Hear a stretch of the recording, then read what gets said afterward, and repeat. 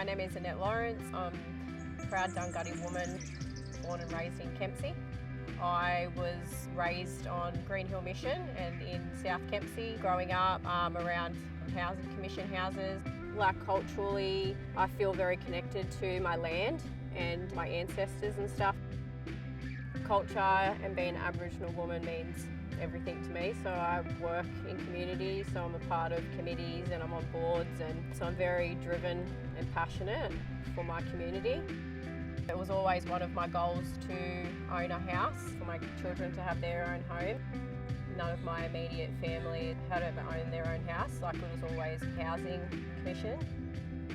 Like a few years ago, we lost our home in the bushfires. It was a big traumatic event that we had went through, and got a lot of family and friends that surround me and really supported me and the kids through that.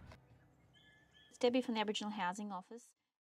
And then I met Debbie and I found out about the grant through AHO.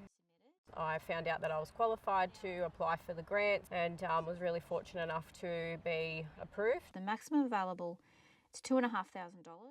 We had a conversation around what I needed.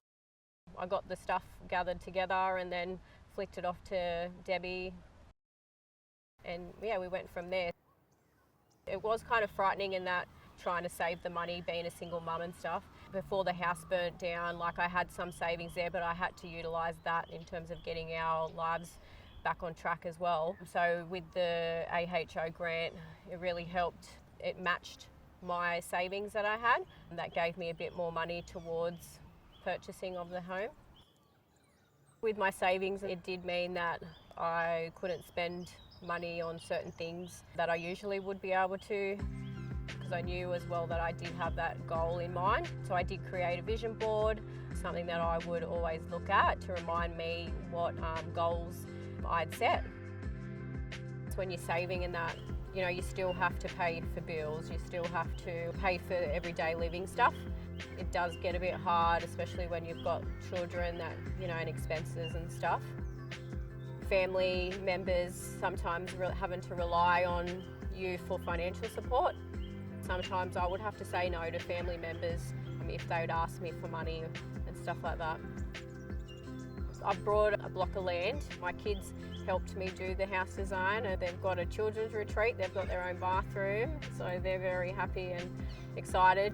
It's here where we're born and raised on Dungutty country. The positive of owning my own home, feeling the sense of belonging, you know, for me and my kids to have security, know that we're safe and we don't have to worry about paying off somebody else's mortgage, you know, because I was renting.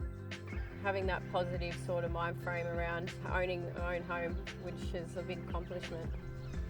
I guess I would tell other people to never give up on their hopes and dreams, and just to keep pushing through the challenges.